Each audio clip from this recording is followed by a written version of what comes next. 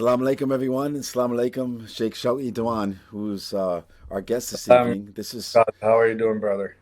good. And this is Scott Harney from Esoteric Guides, New York, and also the show called Dreamscape Mysteries, Esoterica, and the Liminal Path. And in Dreamscape, we take a look at spirituality, but also spirituality through the lens of herbalism and the use of herbs to enhance consciousness.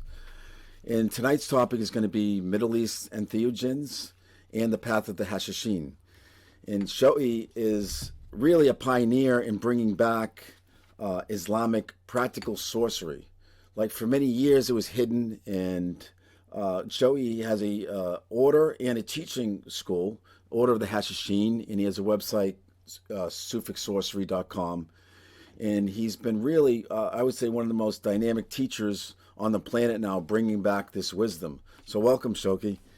Thank you. I'm humbled, brother. Thank you for that. Yeah, it's an honor to have you.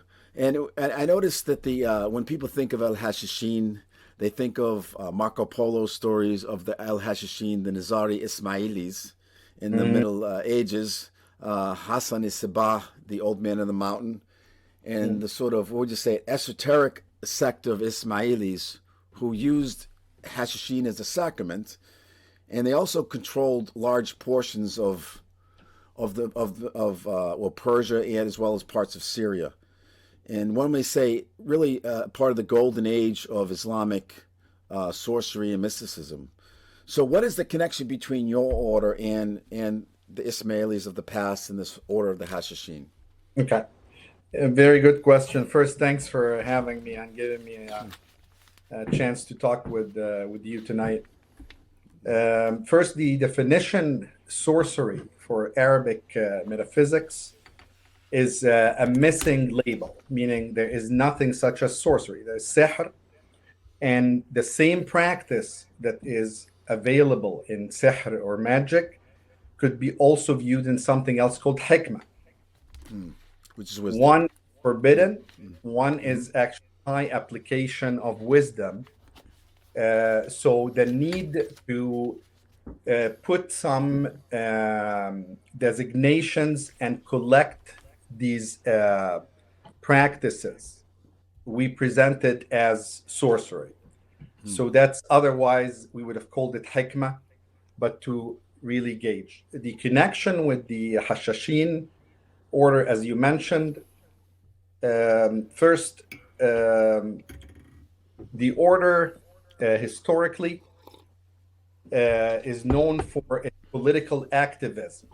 Everybody, there's video games, the assassins. However, within the narrative of the order itself, historically, there's only one part of it that was actively engaged in political narratives. The majority was really directed to inner, as you mentioned, esoteric or batini teachings from the Islamic lens, and with the viewpoint of the original craft that is in all teachings. Right. The reason, I don't want to interrupt you, but I might say a lot of Sufi teachers that I also have talked to consider the Ismailis hold the secret to esoteric Islam. Like they still retain that. well, in our opinion, that Al-Hashashin have accessed the inner shadow to a level that is unequaled in any esoteric knowledge prior or since. And that brings me to answer your first question. The reason the connection with Al-Hashashin is that it is the closest incarnate power hub that assimilated the original craft within the given terminology of its Sufic or its inner esoteric terminology. So for that, we are associated with that hub as such, and of course their inner teachings and writings are unequal in accessing the shadow and viewing the cosmos and knowledge as one, coming from one source, and utilizing whatever means in accessing that is also pretty laid out and formulated. And one of the means they used was hashish. That was one of the sacraments, correct? Absolutely. So hashish is, of course, as you know, hashish, hash. Al-Hashashin, which we know now as assassins, really, we call the order members Asasiyun. Mm. Asasi is a constant factor in the unfoldment of non-karmic metaphysics. Right.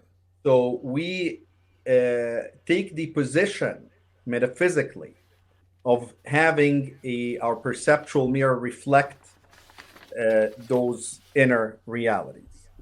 Mm-hmm. Right. And explain how the use, well, hashish is a purified substance made from marijuana. For those don't know it, and hashish is not prevalent as it was in the 60s. How does hashish assist in the spiritual path? And how is it used ritually? Mm-hmm. That's a very good question. The sacrament, we talk about also in the Arabic and pre-Islamic metaphysics and technologies, spiritual technologies of handling perception. We talk about something called the Abd al-Nur, or I would translate it as the little light. Little light. Mm-hmm. Is sacramental, psychoactive sacrament that you take to actually access even the Congress of Salat. So a good sect would be a good example for that is a Nusayriya. And I believe they use some form of grain distilled alcohol in their sacrament.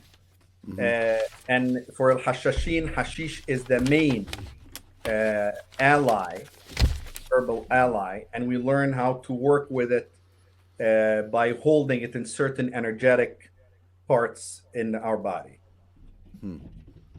And so you would do this in a ceremony, correct? There is a few rites that use hashish. One of them, yes, in a setting of we call it jalsat hashish.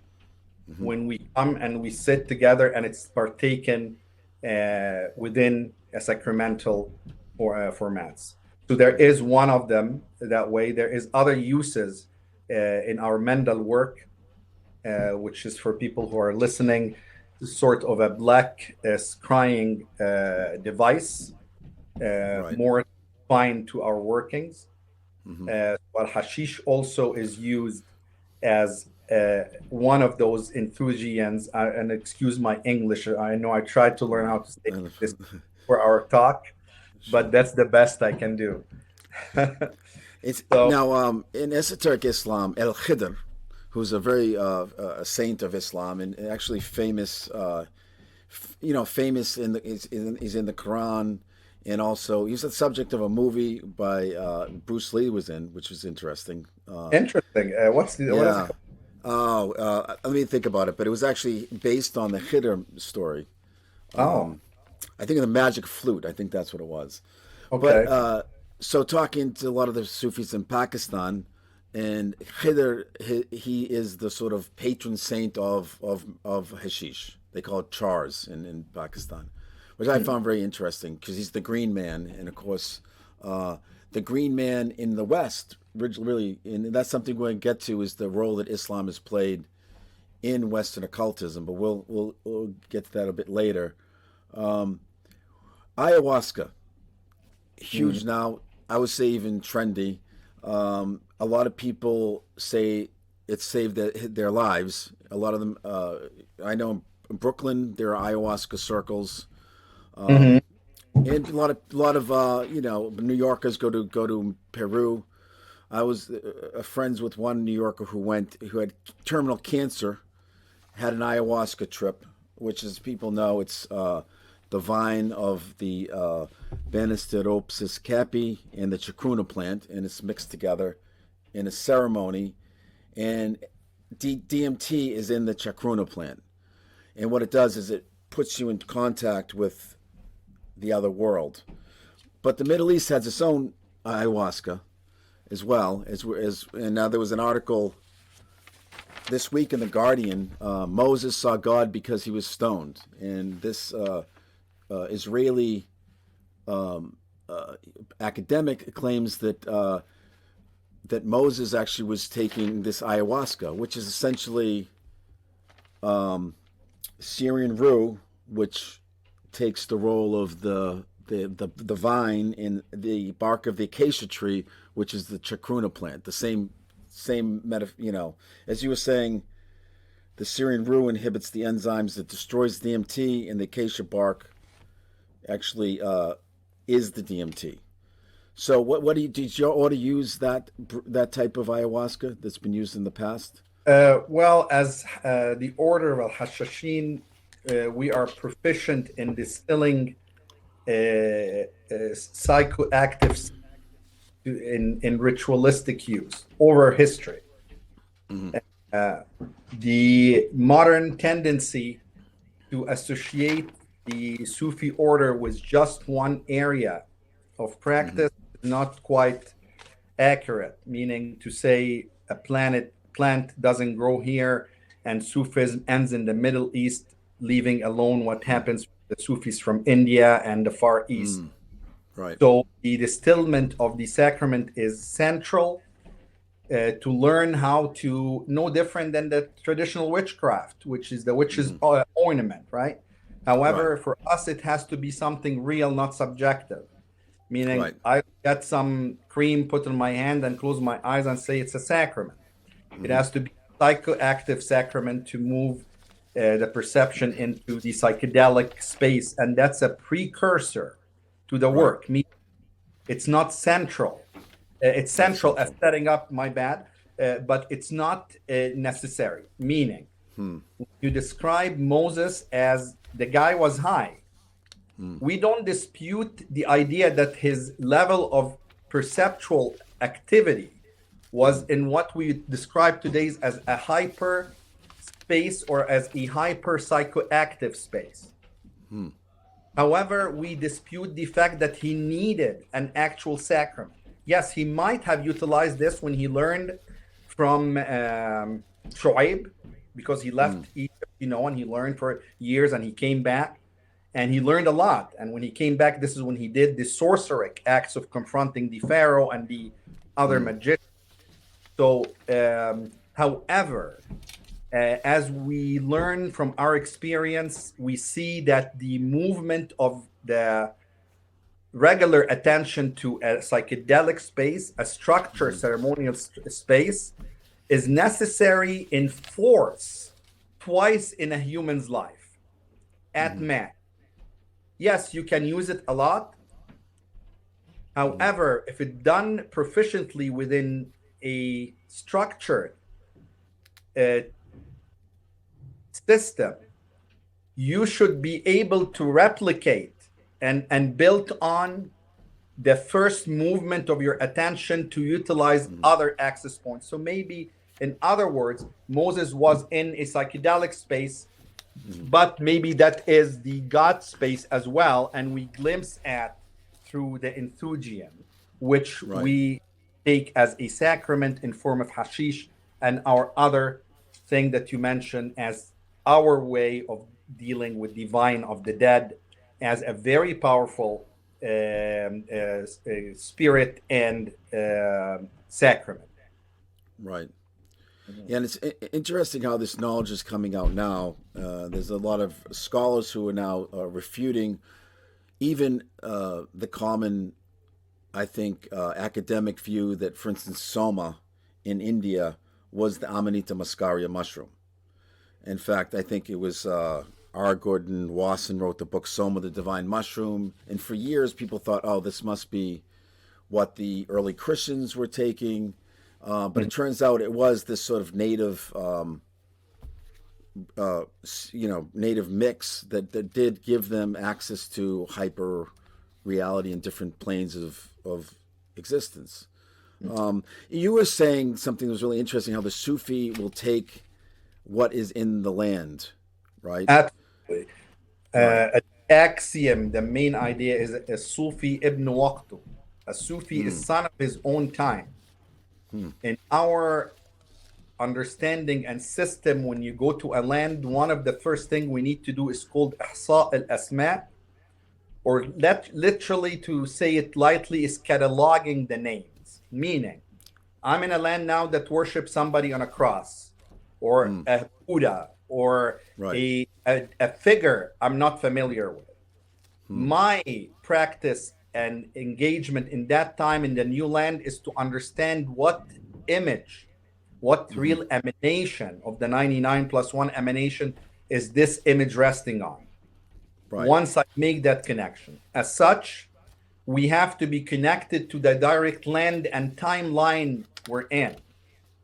We have to be, it's a living tradition. I have to use the plants in my, around my land.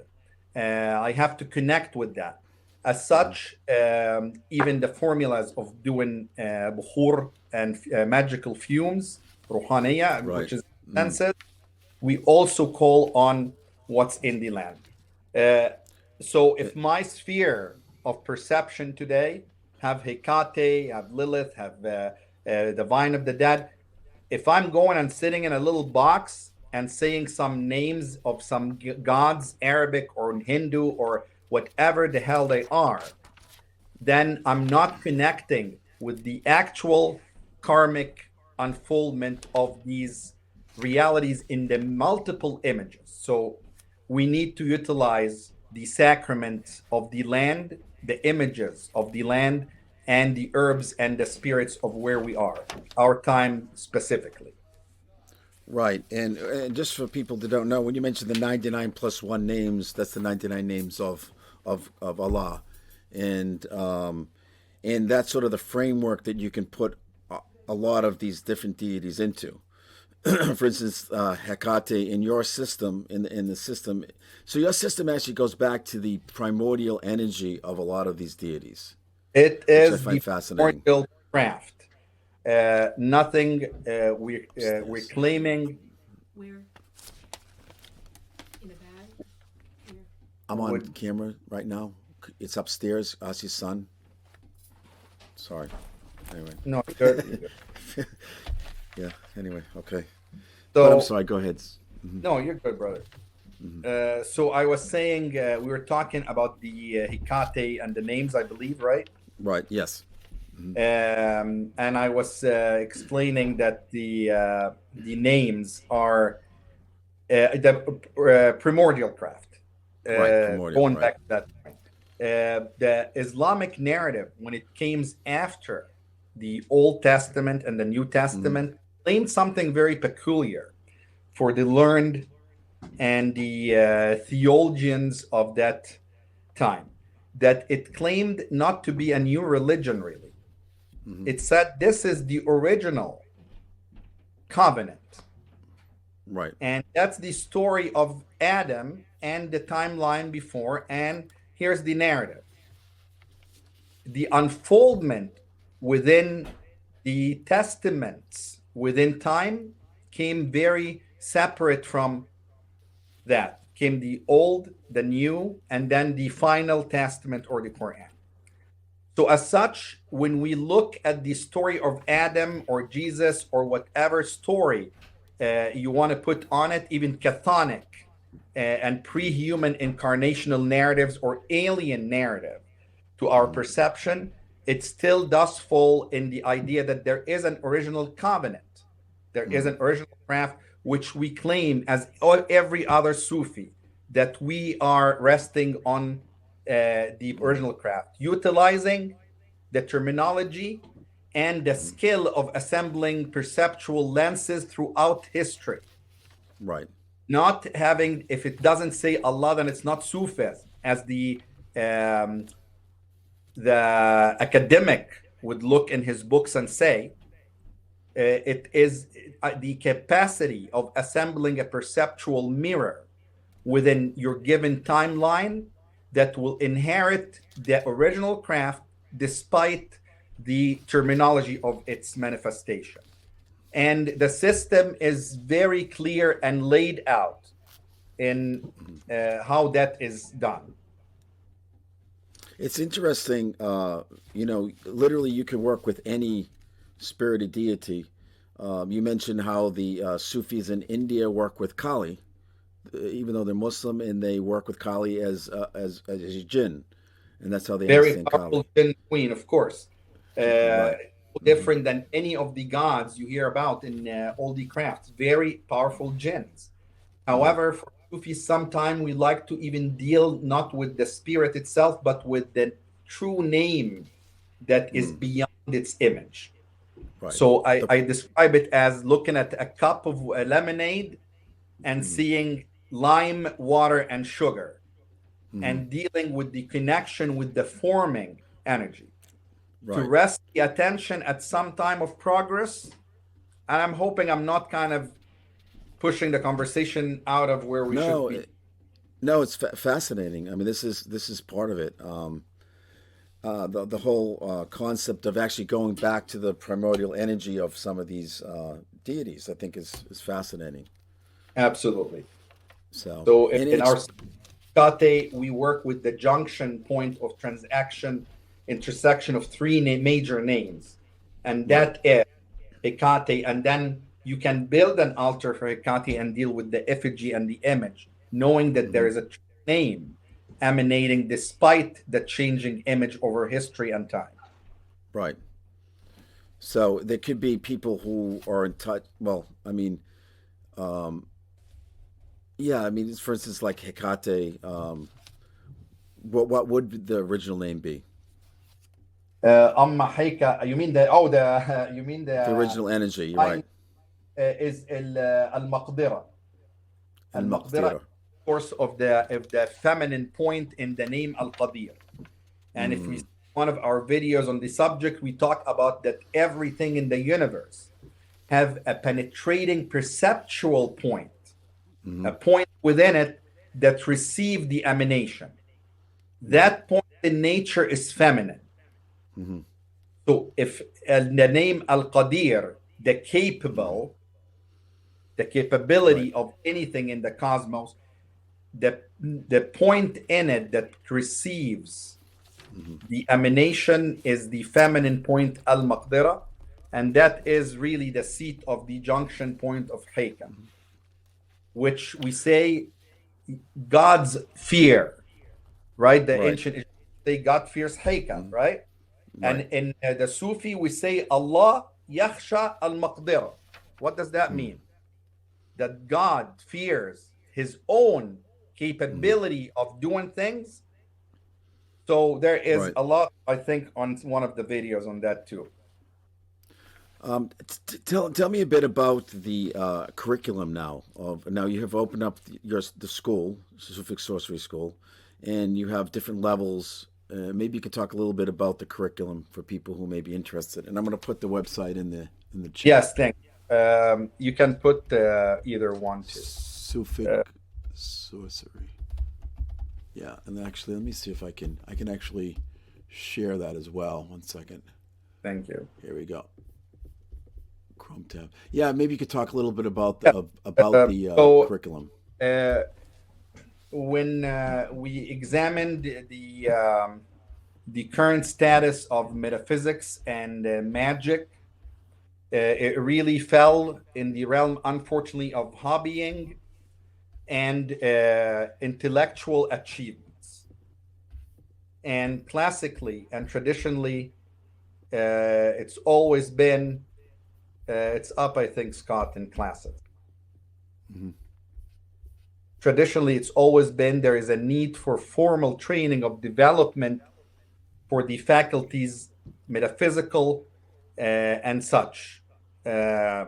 So our school addresses the initiatory system in general in form of 5 or 4 curriculums, starting with cosmology,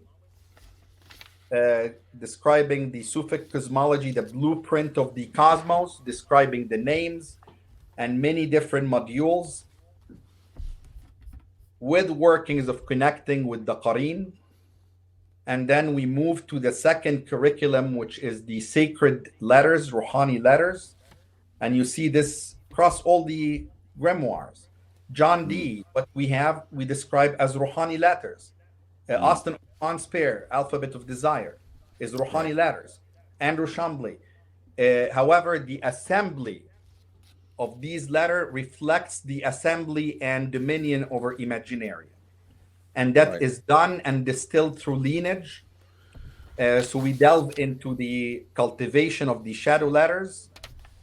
And then we move after that to Awfaq or Arabic gematria, a very concise branch of practical sorcery that completely in the realm of objectivity. Right. And after that, the final one is the jinn operation. And you can't really delve in our system, say, I just want to work with jinn without knowing how to distill squares. You can distill squares without properly assimilating letters and condensing them and so forth. So it's a very engaging thing. And I am proud to say that all the people working with us are literally heavyweights, rock stars. Nobody goes in our system without accomplishing in their own rights and cultivation. It's a demanding system, and we praise ourselves of always having to exceed our expectation with the quality of work of people who go through it. So I'm excited, honestly, to just find someone I can talk with real sorcery. I'm not going to lie to you. I've been here for over 20 years. There is nobody who can talk subjective sorcery. So eventually, when you have someone that have developed the faculties that he understand what is him, when you say, oh, spirit is talking to me, where is your imagination? Who is the inner dialogue? Had you had mastery over Imaginarium? So I'm excited to find a group of people from different walks and gauges of life who have developed their work to eventually we can sit down and work with jinn or something of sort, and it's not completely hobbying or subjective. So that is my excitement on the subject of the classes. Yeah, and it's an amazing school, really. It's very rare to find a school like this. Thank now, you. It's not... jinn, yeah, the jinn. Now, when people think of Arabic magic and Arabic sorcery, they think of the jinn. Even though your curriculum is much larger than that, but what are some of the misconceptions people have about the jinn? The first misconception I can describe to you as this. When I came to the US long time ago, I wanted to drink some shay. I went to Starbucks. Okay. And I learned at the moment that they treat shay as something different than tea. It's like animal. So I learned that the matrix system is completely... Likewise, if that's too abstract, my main issue with the current understanding of jinn is that it is a subjective, imaginary friend. Right. My jinn. That is the big thing. Right. Second thing is people treat it as something different than demons and different spirits they know. Right. I mean, because we say you consider the 72 goetic, we'll say entities, they're all jinn, correct?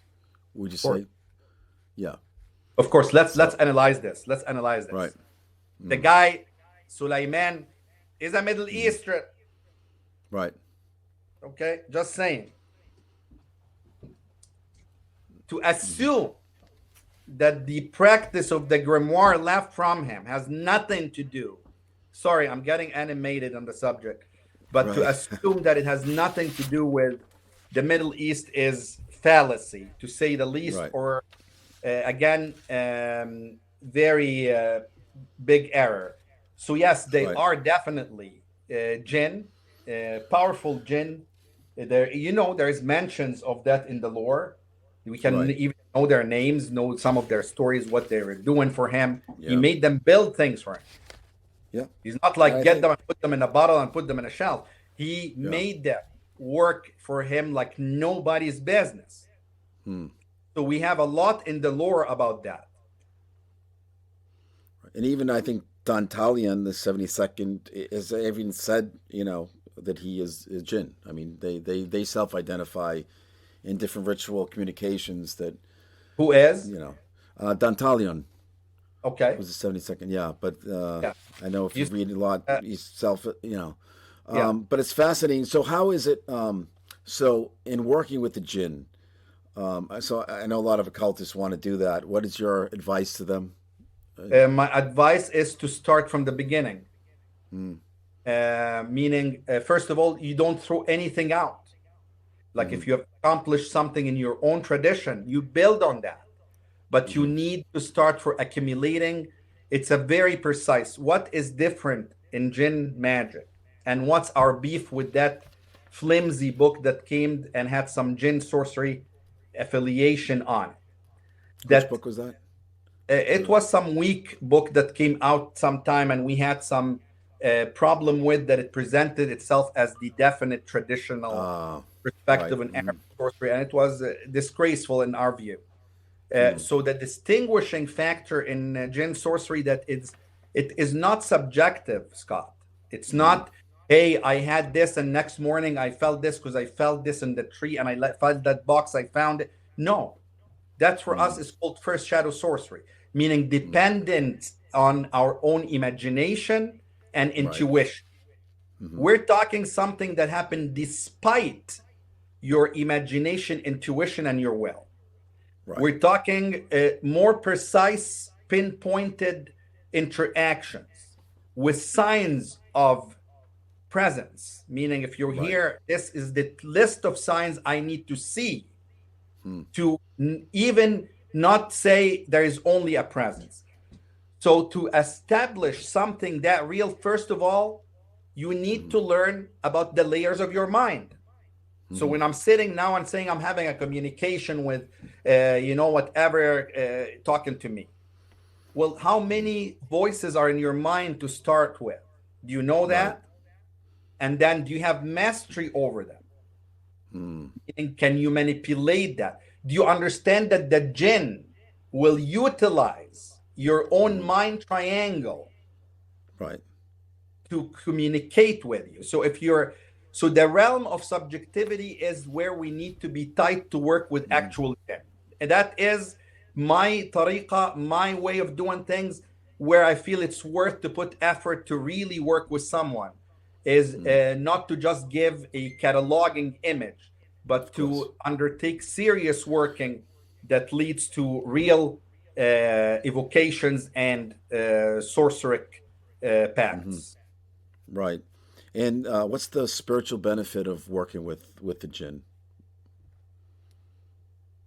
They say the most precious thing for a human is their desires and their wants. So I'll leave that to everybody to answer. Some want power, some want knowledge. It's up to everybody. Our view is the development of the qareen and the energetic double is a precursor to working with a spirit. So when you end up with a jinn, you say, hey, get me out of my body to remove you. And you don't know how to do that with your energy body, then they will use your energy. Right. If that answers. Yeah, the Korean is something I think a lot of Western audiences don't understand. So maybe you could explain that is the body double. And I think one of the main focuses, at least in some of the earlier levels of your teaching, is getting in touch with this through the dream state.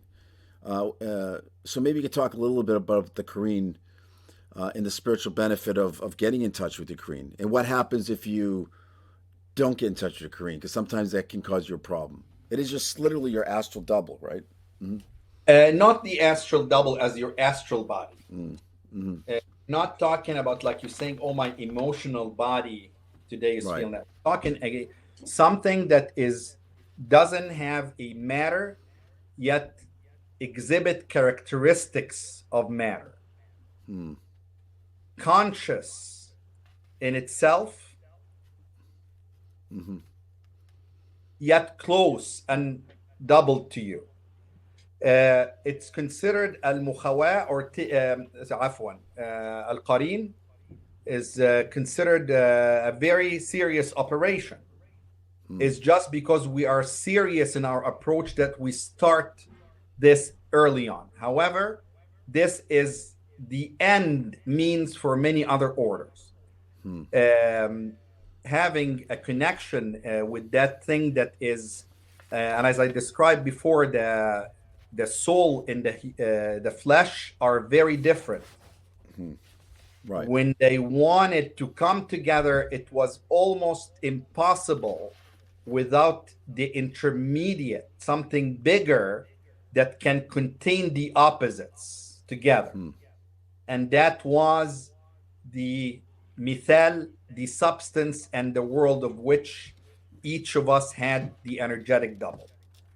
So when we start our operation by controlled and structured dream working and mental working and zikr, that leads to a point of understanding both philosophically and energetically of dreaming that energy that a person found extra in their body and a layer of their mind.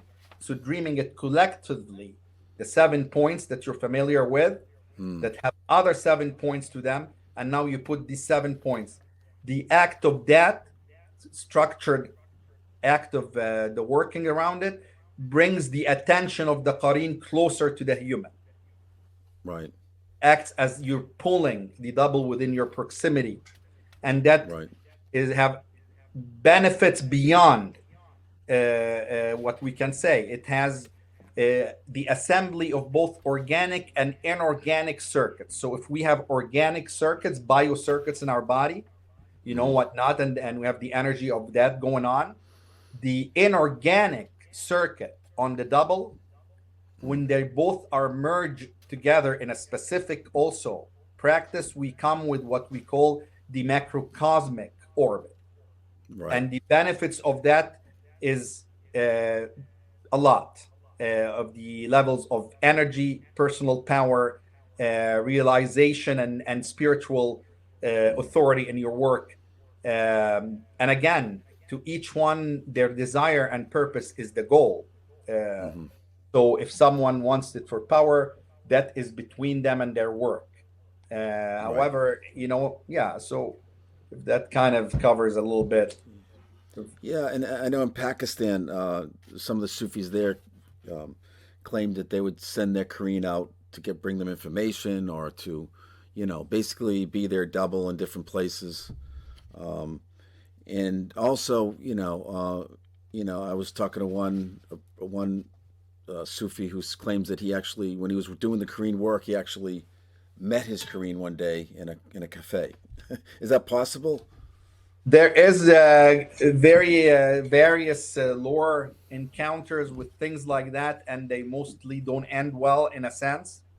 Mentioned the dangers of doing this when it's not structured is really, you're technically messing with your, how can I describe this? What is a psychotic episode? Elapse. What is it? Let's define it. Is the lapse of reason, right? Lapse of reason. The failure to define what is real or not for a minute, two, or whatever, that leaves a very impactful scar of the but they told me that, right? The act of sorcery herein is controlled, meaning I know what I'm doing, when I'm going in, going out, and I know what I'm doing there, and I need to get back in reason. When you do the qarin work and it becomes to be objective out of yourself and takes an animation of its own, could be detrimental for the reason of man as a vessel, if it's not trained to relate with something otherworldly from other than the ego. Right. And you mentioned at one point, it can be very jarring to your sense of reality when you realize when you dream the Korean and you start interacting at the dream level, then you realize what if the Korean is dreaming me, which is Uh, yes, that is a that could point. be right. I think it would be a bit disconcerting. Now, the holy guardian angel that is in Western occultism. Okay, the what is it? It's a long multi-month operation. Um, is the holy guardian angel the same as the Korean? No. Hmm. First, the word qarin is the constant companion of something.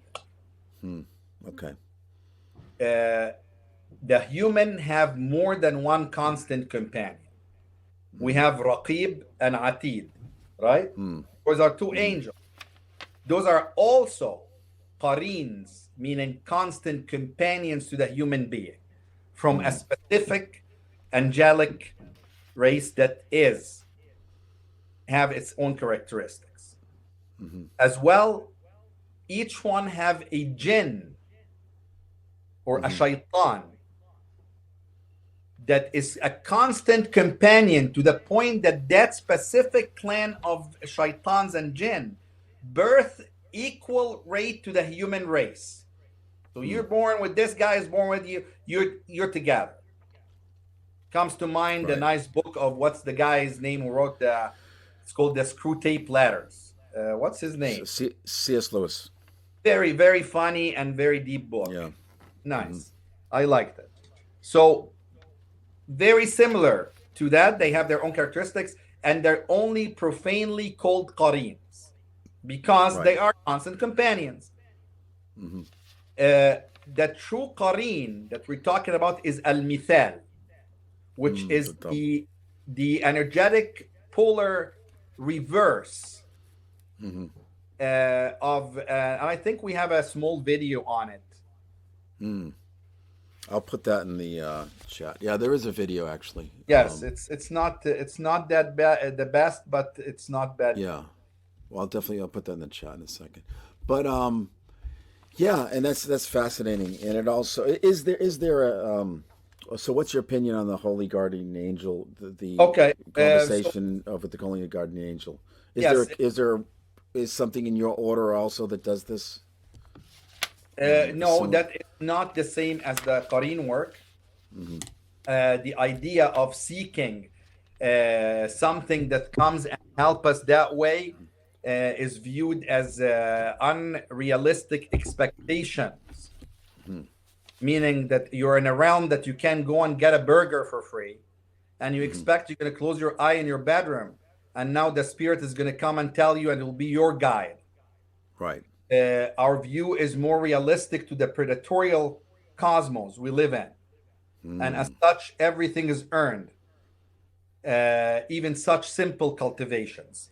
So the idea of exchanging the image of the classic God of please come and help me, please I'll do this, Hmm. with a Satan image and say, oh, I'm going to do everything, please help me do that, is still for us the same possibility.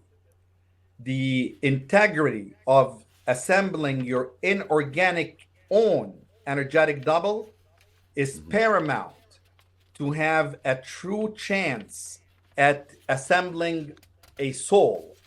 So if Right. everybody have a ruh or a spirit, the kind of density of the soul that will retain the journey is really something that start with that kind of work.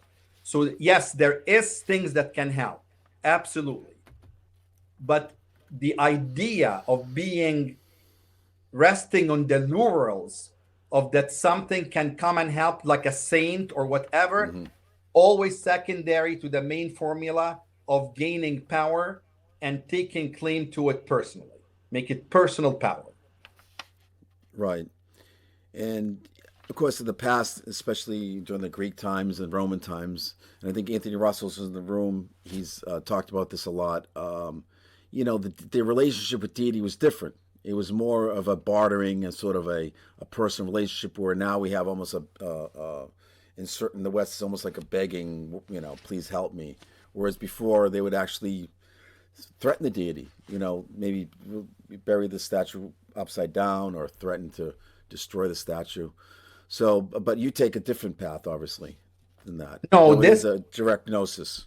no. Right. What you're talking about is remnants of actual living practices that Right. what living ones, and there is some remnants of them in living practices, meaning the connection with the deity. Like we say, for instance, Allahu inni a'udhu bika mink, meaning I'm really using the evil eye to protect me from the evil eye, kind of sort. Right. So using the same method of poison to repel poison. But yes, we still see threatening. The deity is in the perceptual possibility of worship. Right. We are very clear about that meaning. The Guesha formula, for instance, is or the Solomonic formula, and it's vast image, meaning including the Arabic and the Hebrew and what we have in the English, is please God, please, hey, do this, or I'm going to call someone else to come and do something bad to you if you don't do that.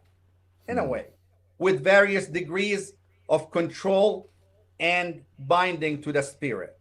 For us, this still is a worship formula, meaning taklif, a right-hand formula, contingent on the plead being answered or the threat being feared of for something else to do as such. The rafa taklif, or true left-hand path, and we view all left-hand path on the market as today right-hand path formula. Really interesting. Absolutely. Okay. Absolutely. The left-hand path formula is dealing with the mechanics of the underlying phenomena of the spirit itself, despite the image that is happening. So it takes a sort of an affiliation with the nothingness beyond the practice. As long as I'm still thinking I'm down here and I'm calling something else to do good or bad. Now, is there a place to do that in the craft? Absolutely. You can have minor works to deploy, but the formula of holding the spirit, as long as it's not yours and you don't understand what it is, then you are in the same perceptual position. You have not exited to a non-karmic perceptual position when dealing with the metaphysics. And I know it sounds a little bit over each other, but the nature of the subject is of such elegance that also the system of dealing with it has to be as clever. Right.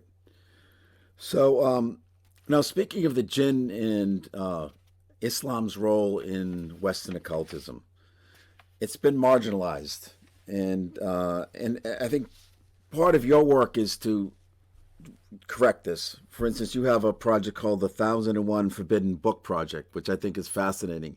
And these are the books that really haven't been in circulation for hundreds, if not thousands of years in the Islamic world and in the world in general.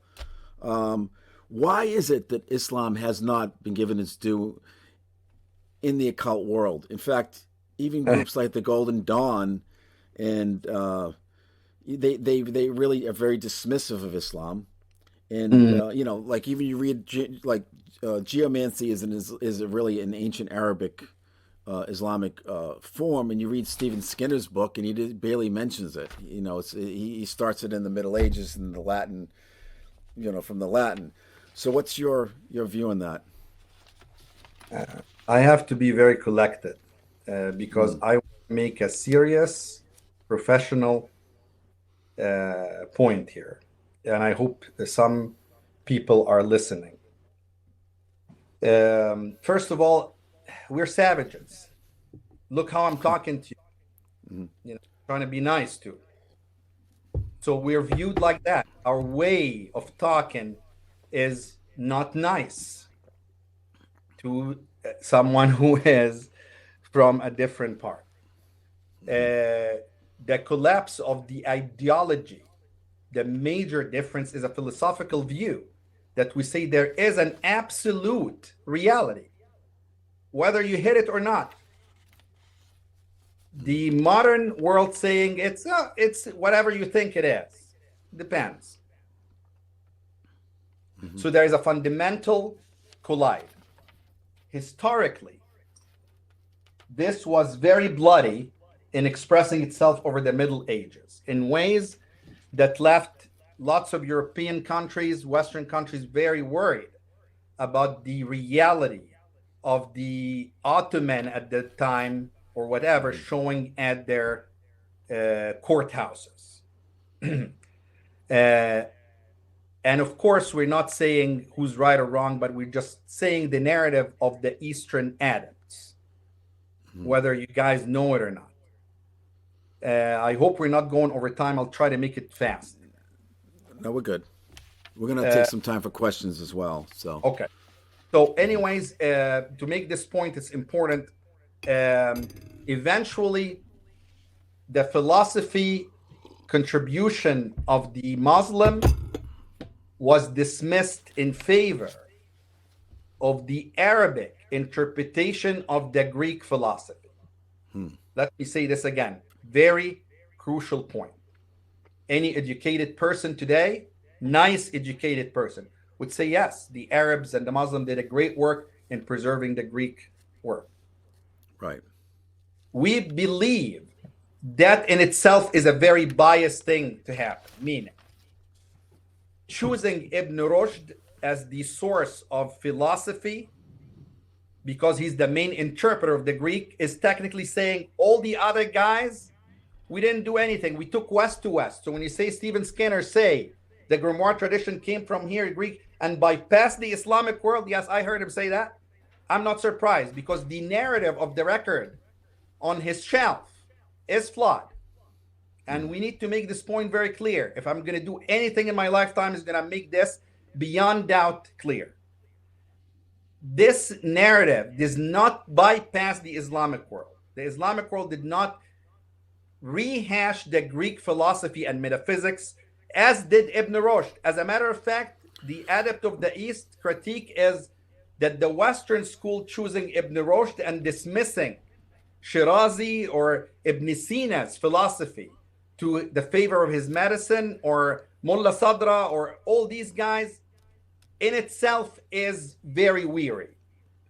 So I believe eventually the record was biased in collecting that due to all these factors that ended up on the shelf of the true decent academic, modern academic, that never have seen field work in the last 4 decades, 3 decades. No field work.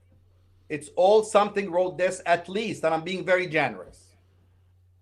So the idea of rehashing the flawed narratives on the shelves left the genuine researcher rehashing these old bones.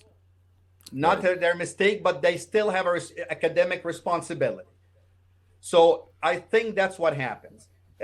Your comment on Stephen Skinner, if you might, I want to say something. I heard a video myself a couple of times for the, of course, very well written all the time work, when he mentioned that the grimoire tradition, I believe, some sort of magic bypassed the Islamic world. And I believe I'm rephrasing.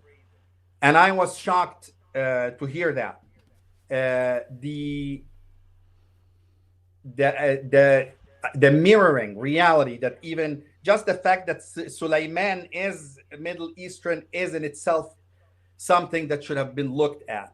The living tradition today, Rouhani tradition and magic tradition in the Middle East, mirrors tens of what you guys have. As a matter of fact, I'll tell you something humbly. What you guys have as a grimoire is normally a couple of pages or a chapter in one of our books. Humbly.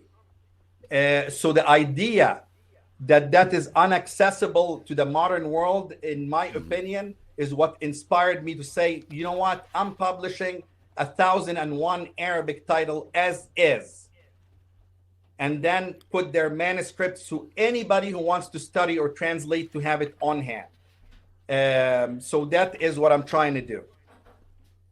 It's amazing. Yes. I mean, I really look forward to this. And already you have a number of different books on your site that are really hard to get, because I know I lived in the Middle East for a number of years, and trying to get a copy of Shams al-Ma'arif Yes. is very, very difficult. And you're offering on your site. In fact, I will pick up a copy of that. I'm really Yes. excited about that. Yes. We have 14 books out already. Fascinating. Yeah, it's a great, great project. It's going to change a lot of the what am I doing here? It's going to change a lot of misconceptions, I think, as well. It will just give us a solid point of avoiding silly conversations, honestly. Right. So Yeah. when we translate work, if someone say this is not, go and read the Arabic number this. Right. So we're having enough material published in Arabic as a backdrop to the Right. work of translation we're going to put forward, inshallah. Inshallah. And having lived in Egypt for many years as well, and married into an Egyptian family, I mean, magic is part of the fabric there. I mean, you don't separate normal life from magic, and which I find very interesting. Absolutely. So we do have a question. We're going to go back to a little bit of the herbalism. We have a question from Akano. Yeah, Can we didn't. incense be viewed as an entheogen in Sufi practice? Now, incense in your oils are very crucial. In fact, you have a Korean oil. So maybe you could talk a little bit about the oils. And Yes, absolutely. If If you excuse me, I'll grab some water if you don't mind. Sure. And like I say, if anyone wants to come on and ask a question on camera, you're more than welcome. Just let me know and I'll bring you on. I want to thank you for tolerating me. I know. Oh, I love this. In fact, I got a little bit off topic. I know it was supposed to be about, but it's just a fascinating. And it's that's the polychronic nature of our work, brother. And like I say, I've been studying Sufism for a number of years, and I've been looking for a teacher such as yourself who has this broad knowledge, because not a lot of sheikhs have this, this broad knowledge of the whole metaphysics and the history, which is fascinating. It's been mistaken with behavioral approach, unfortunately. So, Akano, do you want to come on? Let's see if he's there still. Or we can start talking about that. So talk about the incense, how you make them, okay, and the magical practices behind that. The incense or the fumes, الأبخرة والأدخنة الروحانية, is a crucial thing. And if I told you how we do it, it is very complex. It takes over a year. We're going to be posting some videos, and the product hopefully will have enough to sell. Maybe in a month or so, we'll have finished our process. It's a distillation of many complex process that follows the khifi or khifat formula on the Ma'bad al-Fiyala temple in Egypt, ancient Egyptian, and it lacks an ingredient. And you're married in an Egyptian family. Even when we make coffee mix, we don't tell everybody what's the secret ingredient. Every family will give you the recipe without their own addition to the formula. So that is what's written on the Fiyala temple, and that is we call the body of the incense. There is another process for bringing the ruh, the soul of the different herbs and things bring in, and some of them are very powerful. Psychoactive. Some of them use different ingredient that's like hashish. Like one of them use no different than what's in the Picatrix. Have cannabis. What is it called? That weed kind of sort of that. Yeah, cannabis. Some others have the dream herb that we mentioned earlier. Yes. Also, it's one of the major forming souls or ruh in the that kind of incense. So it is fascinating, and I claim it will be enough to move someone's perception. No different than our oils also are not just claims. We believe they are of a quality to make a perceptual movement in the operator's field. And the oils, how do you use your oils? Because I know magical oils, all your oils are very specifically made as well, ritually made, we should say, right? Yes. And we have a lot of information online about them. They all come in 3 milliliters bottles, beautiful like this. We have now the 1 millimeter tester, but this is the recommended one. There's many ways to use them. A powerful thing, let me show you right now. You hold it this way, you put it on this finger. So there is, you use it, it lasts a lot time, a lot. See, there's nothing.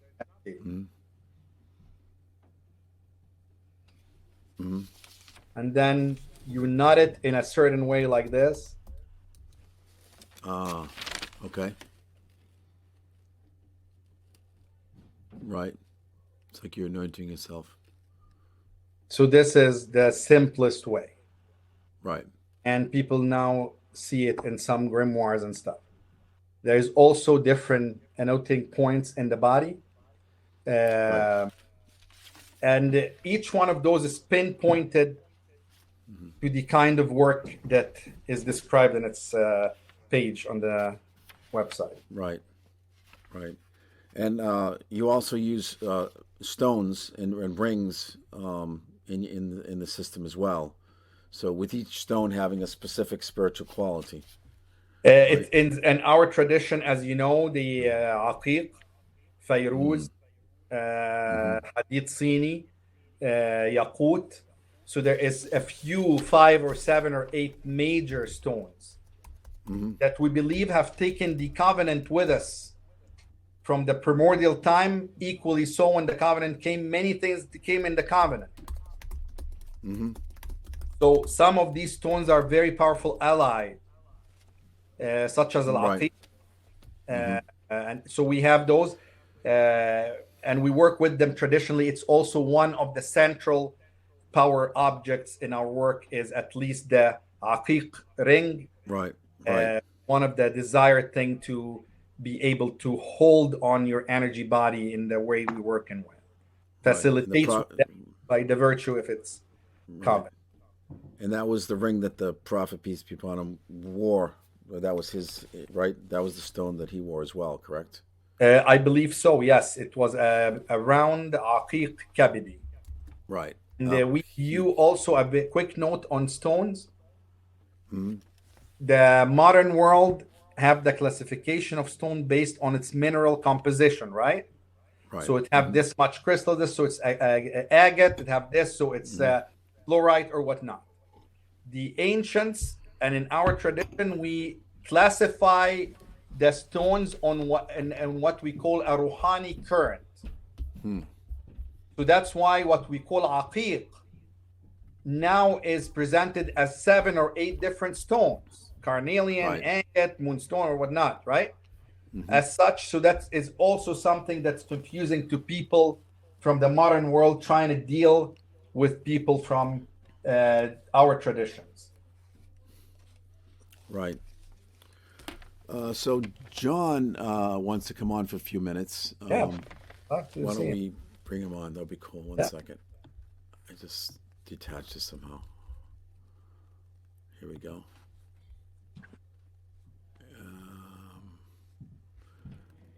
Here we go. Cool. And I know one of your eldest students, right? Yes, I mean, definitely. The head of the inner order. Yes, powerful. And I interviewed him 2 weeks ago too. So just beautiful interview. Thank for sharing this with us all.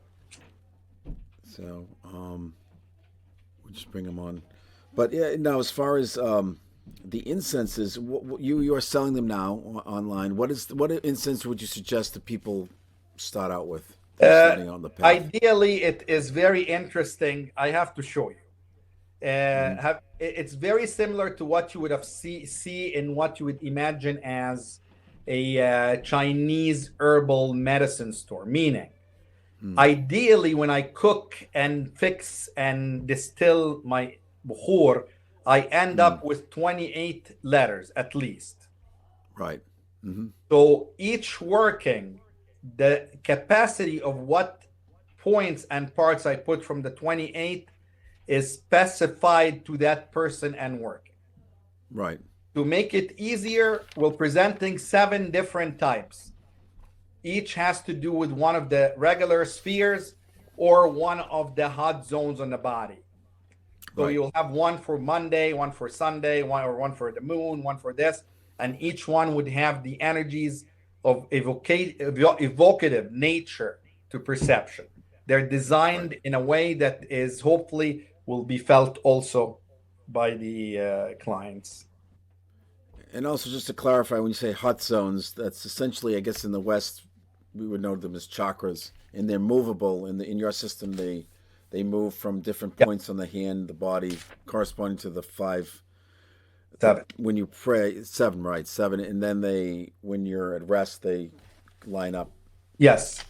Right. So that is So, the same really as observed because we're all observing a real phenomena. It might not be right. seen, Mm-hmm. but whether the Hindu or the Buddhist or the Muslim or the Viking have Mm-hmm. partaken shamanically or cathonically or geometrically in the gnosis, they will see realities. Oh, there's seven things happening, seven selves. Oh, there's this. Right. Some traditions have viewed them in more specification to their own practice, like we do. We're concerned Right. about how to circulate the breath to affect and imbue things. So our tradition explore that. Maybe the Hindu tradition explore more of the meridian system. As such, I would not be surprised. As I told you, we're all describing the same thing. Good. Well, I don't know. It looks like we don't have any other questions. If anyone has any questions, I can bring you online. But if not, we can. Yeah, it's been a fascinating conversation. Thank you for having. I try to bring John on. Yeah, I said he wasn't able to get in. Sometimes Crowdcast is a little bit weird. Phoenix says, "Thank you, Phoenix." Yeah, well, thank you everyone for coming. I think I'd love to have you on again at some point as well. I think it was really, really sort of touched on some very interesting subjects. Yes, And I yeah, really humbled that you had me. I want to say a final word in hashish, so I don't feel guilty. We left it. right. That it's a powerful ally Mm, when you learn how to hold it in your body and utilize it in your life and spiritual work. And I would claim that our order over the ages have refined the proper ways of using it in a spiritual way that's beneficial for the practitioner. right. And when you say hold it in your body, you mean putting it in a certain what do you Like, call it, like hot zone. for example, Mm, when you smoke hashish or weed, you mm, sometimes feel the activity more up here. For to simplify it, right. activity here, so that automatically brings about some paranoia or whatnot. But Right. that happens because the overactivity in the energy is in that center. Right. When you ally the soul, the ruh of Mm, the plant, and refine mm, its resonance in resin, it mm-hmm, you can hold it at lower centers right. or Mm-hmm, divert it to different centers that will not have the effect, will be most useful in the mm-hmm, way that produces perceptual movements. right. So that's what I mean by holding it in different parts. Mm. Bring it down into a different hot Mhm. zone. Mhm. Beautiful. That's great. Excellent. We'll show you. Well, thank you very much. I really appreciate it. And thank you everyone for attending. Thank you, Assalamu brother. alaikum. Masalama. Alaikum We'll salam. It's been chat a soon. pleasure and hope to Okay. see you guys soon. Salam Excellent. Good alaikum. everyone. Alaikum salam.